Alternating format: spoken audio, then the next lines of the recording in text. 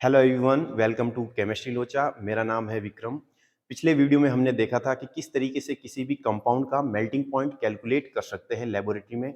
आज हम कैलकुलेट करने वाले हैं, हमारे पास कोई भी लिक्विड कंपाउंड है, लिक्विड ऑर्गेनिक कंपाउंड हमारे पास होगा तो उसका हम बॉइलिंग पॉइंट कैसे कैलकुलेट कर सकते हैं।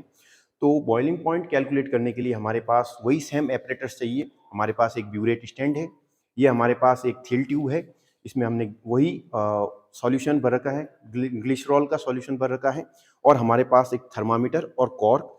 अब सिर्फ फर्क कहाँ है कि हम वहाँ कैपिलरी ट्यूब यूज कर रहे थे और यहाँ पे हम इग्निशन ट्यूब यूज करेंगे।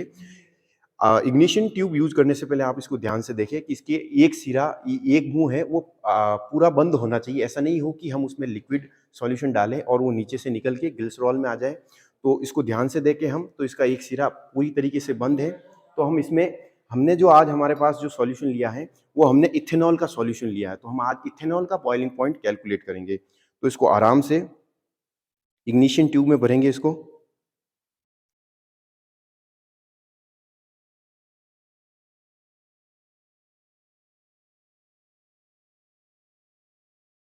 पूरा नहीं भरना है इग्निशन ट्यूब को, कुछ इस तरीके से हम अराउंड 1 सेंटीमीटर या इससे भी ज़्यादा थोड़ा सा भर सकते हैं। फिर इस इग्निशन ट्यूब को हम थर्मामीटर के साथ अटैच करेंगे, जैसे हमने कैपिलरी ट्यूब को अटैच किया था।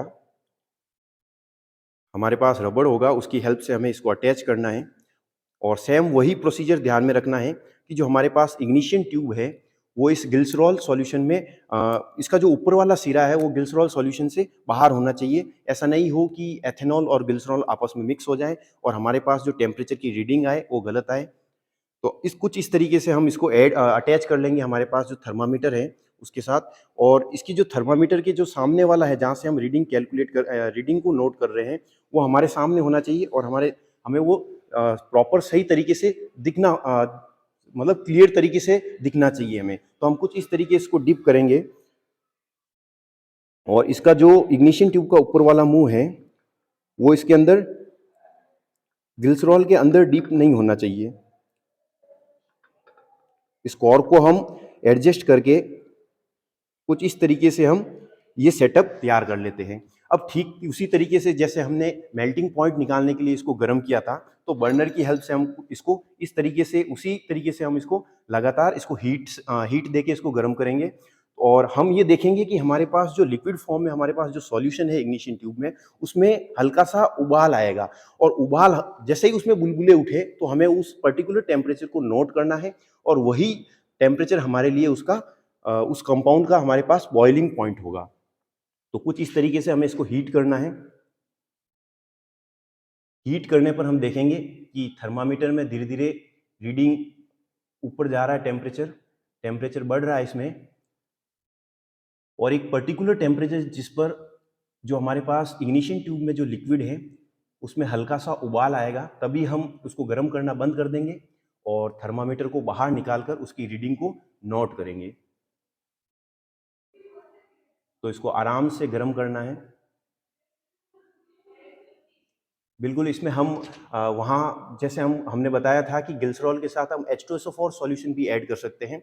तो बिल्कुल वो उस पे डिपेंड करेगा कि हमने कौन सा कंपाउंड या हमें किस कंपाउंड का melting point boiling point calculate करना है।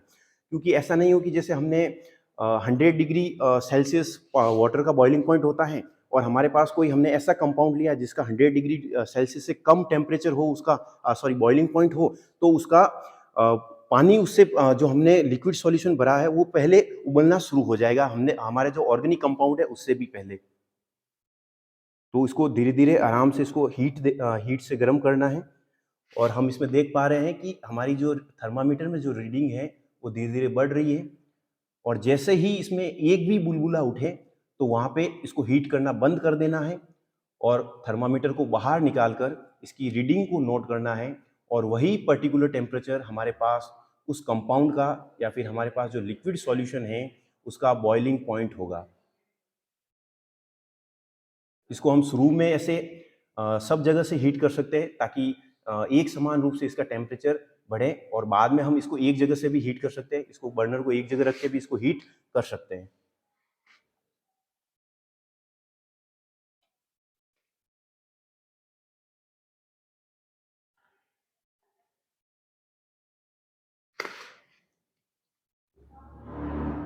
थर्मामीटर में हम जिस ओर से रीडिंग नोट कर रहे हैं उसका जो उसकी साइड है वो हमारा फेस की तरफ होना चाहिए, ताकि हम आराम से उस रीडिंग को नोट कर सकें। और इग्निशन ट्यूब हमें साफ दिखाई देनी चाहिए, ताकि हम उसमें हल्का सा भी उबाल आए तो उसको अच्छी तरीके से हम नोट कर सकें और उसको हीट करना बंद कर दे उस टाइम। धीरे धीरे इसका टेम्परेचर इंक्रीज हो रहा है।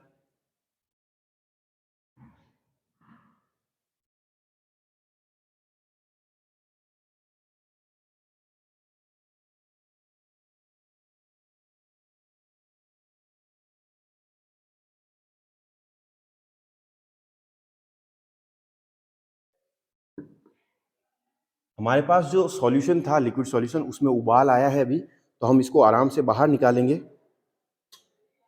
बाहर निकाल के इस थर्मामीटर की रीडिंग को हम नोट करेंगे।